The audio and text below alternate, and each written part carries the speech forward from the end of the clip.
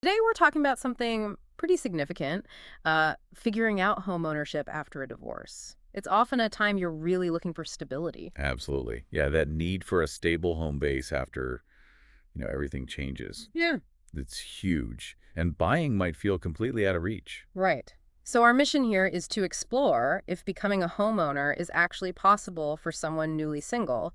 We want to look at those common doubts, but also highlight the support that's out there. We've got a great personal story to guide us. Is one woman's experience. Yeah, her name's Brittany. After her divorce, she needed a new home for herself and her daughter. But like a lot of people, she felt buying was just impossible financially, on her own anyway. Mm-hmm. She really believed homeownership was off the table, that big down payment hurdle. It just seemed too high for a newly single mom, trying to get back on her feet. She actually said, I always felt like if I didn't have a bunch of money in savings, how was I going to come up with the down payment? That nails the feeling, doesn't it? It really does. It's such a common assumption. You need this massive amount of cash just to start. But then things shifted for her. She went to a HomeFree-USA homeownership workshop. The information she got there must have challenged her ideas about what lenders really need, or maybe about programs she didn't know existed. Exactly. Kind of demystified things, made her question those initial beliefs. Because often those barriers feel huge, mainly because we lack the right information, right? Totally.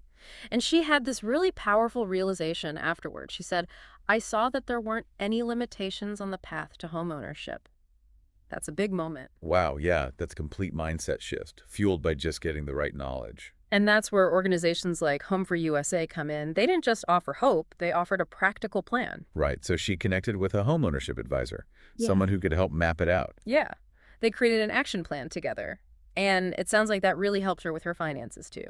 Okay, so it wasn't just about the house, it was about getting her financial ducks in a row. She actually said, that kind of set me in motion to be more disciplined about how I was spending my money. So it fostered that control. That makes sense. Taking charge of the budget, understanding where the money's going. That's empowering in itself, isn't it? Definitely. So the practical steps were things like, creating that budget, sorting out her finances. Mm-hmm. And getting guidance on choosing the best lender. That's crucial, too, because not all lenders are the same. Absolutely. But it wasn't just practical stuff, was it? There was an emotional side, too. Yeah, she mentioned being coached through the uncertainty, which must have been huge. So even though she was technically buying the house alone. Right. She said she felt like HomeFree-USA was in it with me, like a partner. Just knowing you're not completely adrift in this big process. Yeah.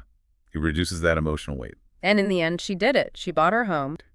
That stability, that safe space, especially during big life changes. Happy ones or tough ones. It underlines that emotional core of having your own place, something Brittany really experienced. And her whole story, it really drives home that homeownership after divorce. Yeah. So the key takeaway here, if you're navigating that post-divorce world and buying a home feels impossible, Brittany's journey shows it might be more achievable than you think. Yeah, it's about looking past what you assume are the limitations. And exploring what's actually possible with the right info and support. Which,